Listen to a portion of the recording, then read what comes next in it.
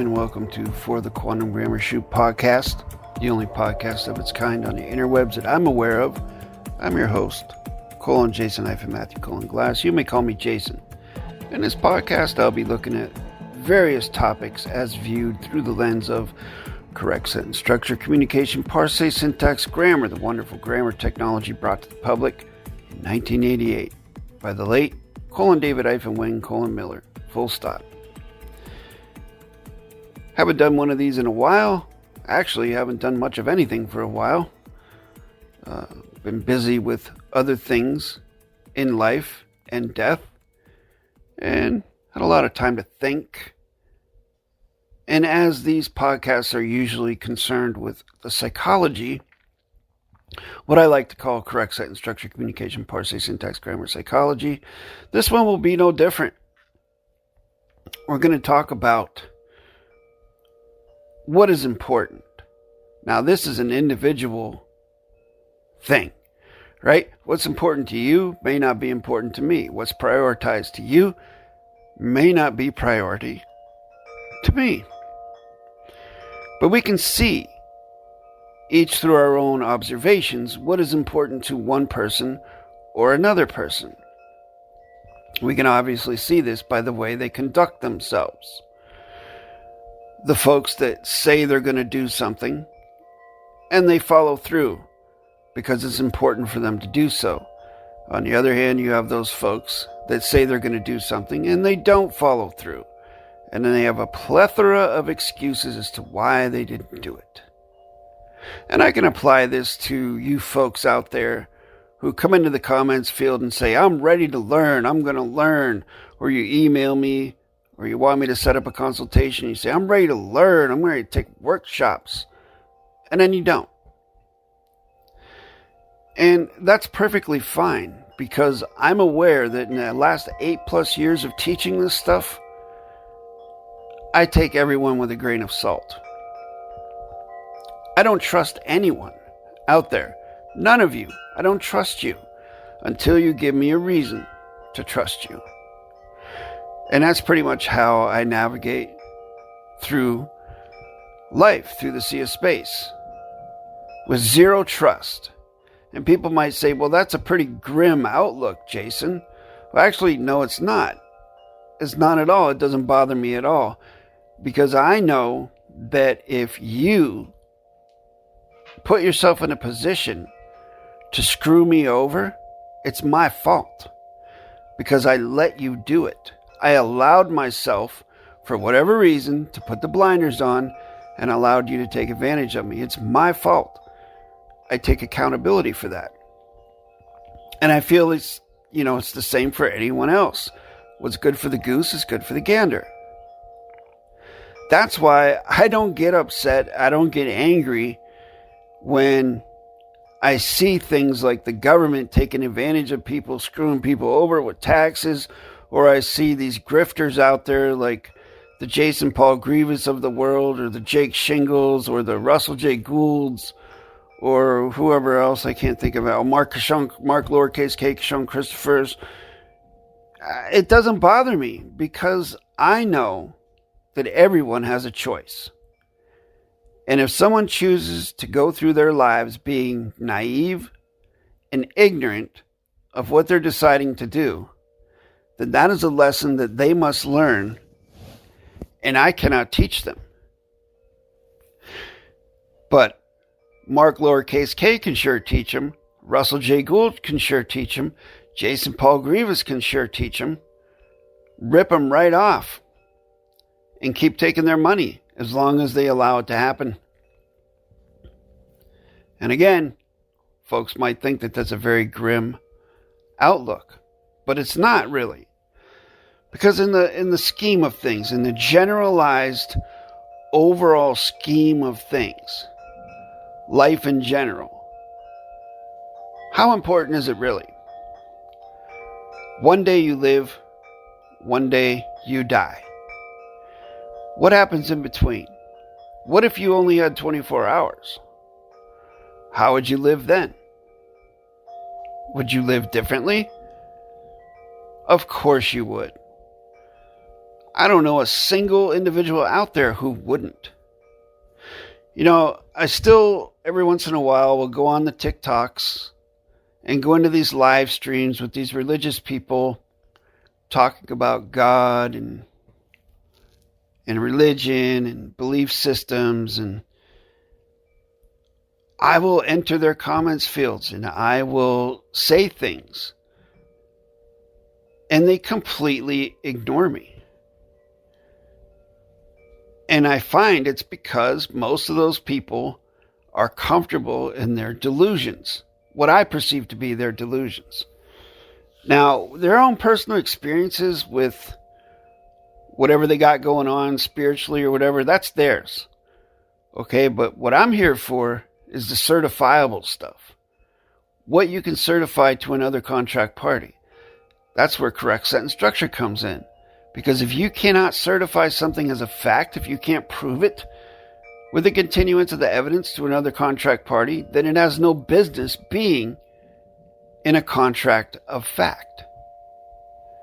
You must be able to prove what you're saying as a fact in a correct sentence structure contract. I mean, of course, in the fiction, it helps as well to be able to prove it in that domain, in that context, but that's not always necessary, because sometimes people can give a convincing presentation of circumstantial quote-unquote evidence and convince someone using logical fallacies such as appeal to emotion, the either-or fallacy, to try and lead the conclusion a certain way, especially if the people being led are not interested in questioning things. They're only interested in coming to the conclusion, and they would much rather be spoon-fed or led by the hand and babied, and they're probably authoritarian bootlickers on top of it. And that, that's their issue. That's their choice if they want to do that. But that's why the legal system can participate and facilitate atrocities, because it's all based on assumption, presumption, and who's the better orator, who's better able to manipulate adverb, verb, adjective, pronoun, fiction, babble, Black's Law Dictionary meanings, and so on and so forth. That's why correct sentence structure, by my estimation and my guessing and my perception, will never, ever, ever be implemented. Because those in control would definitely lose control if that were the case, if a geometric level playing field of contract was established. Because suddenly they would not have power over anyone except themselves. And even then, that would be tenuous if they've been navigating up to that point with malicious volition. Because with correct sentence structure, folks, malicious volition will not work. You will not be successful if you have malicious volition. If your volition is to hurt someone, out and out hurt someone, to harm someone, that is what your intent is, it will not work for you. Matter of fact, it'll probably backfire on you, and you or someone close to you will be hurt. In 8+ years of doing this, I know this. I've seen it happen. It's a very, very powerful technology. Why it works that way, I don't know. I have no way of saying a concrete reason why it works that way, other than to say that I hold it as sacred. I treat it as such. I don't joke around with it. I use it for serious matters to stop trespass, and that's it. And it has worked 100% of the time. So how many of you out there are willing to commit to learning correct sentence structure, communication, parsing, syntax, grammar, if you knew that you only had a limited time to do it? Say, for example, you had 30 days, and that's all you had. And then your opportunity for learning would be gone. What would you do? Would you put all your resources into trying to learn this and get closure on it for the time when it's gone? Or would you not really worry about it and just move on with your life? And if it happens, it happens. If it doesn't, it doesn't. Now, myself personally, I kind of lean towards the latter attitude, simply because I know with correct sentence structure, communication, parsing, syntax, grammar, that there's plenty of now space to get the closure that you want. And if it is not necessary for you to know it, well then, why would you put forth the effort to learn it?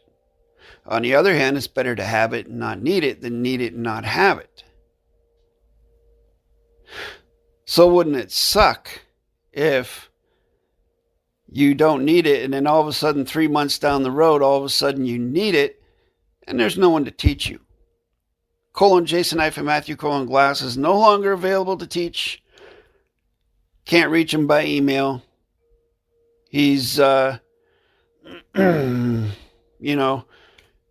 maybe gone off to visit David-Wynn Miller. Who knows?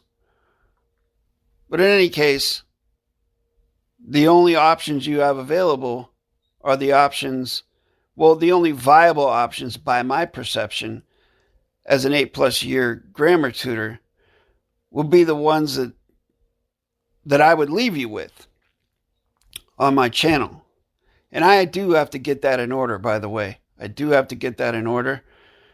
There are some students of mine that at one time I endorsed them, saying that they are perfectly capable of teaching this grammar.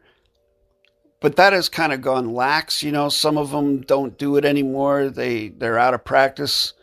Maybe they need some brushing up. I don't know. It's a lesson in humility for sure, for someone to admit something like that. But it is true. But I'm definitely going to make an effort in the next few weeks to try and get a contingency plan in order, to make sure that this YouTube channel lives on in perpetuity. That the stuff's still available to you, the viewer, and to new viewers, and so on and so forth. That there are tutors out there who hopefully will be willing to provide workshops, much like I have for the past 8 years, that people are willing to go on with that.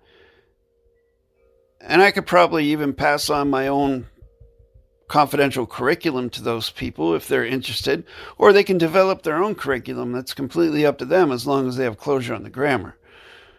Different strokes for different folks. On one hand, I am a micromanager. On the other hand, not so much. As long as I know someone knows what they're doing, I know that someone else knows what they're doing, then I don't care how they get to the finish line. It doesn't, everybody has a different teaching method, right? And a different learning method. And that's something I've definitely cultivated over the last 8 years, is teaching all different folks from all different cultures and countries and intellectual capacities. It's been quite the journey. But I'm getting together a contingency plan so I don't leave the serious folks out there hanging. I mean, they've left themselves hanging if they haven't taken workshops yet. They're just kind of hanging around waiting. And when I'm gone, they're probably going to be left thinking, man, why didn't I take workshops when I had the opportunity? Well, hopefully I can leave something for them, the next best thing, or however you want to phrase it. So, all right, folks.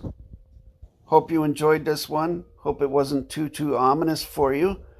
Just giving you a little flavor of what's going on moving forward, the direction I'm pushing this channel, and the content. And stay tuned. Hopefully we'll be getting a live stream in this month. if I have the opportunity. And you can ask me whatever you want. Public live stream. Who else does that in this domain? No one that I know of. I don't think any of those other people have the balls to do that. Or maybe they're just too busy to teach grammar to the public. Who knows? All right. Thank you for listening. Que sera, sera.